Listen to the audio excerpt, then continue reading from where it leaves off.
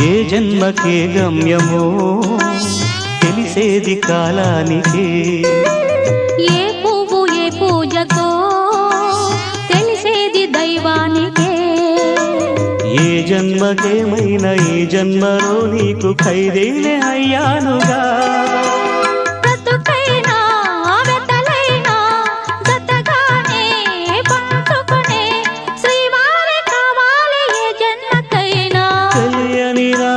పలికింది తీయని భావనలో, మనసే జ్యోతిగా వెలిగింది మమతల కోవెలలో, ఈ మమతల కోవెలలో.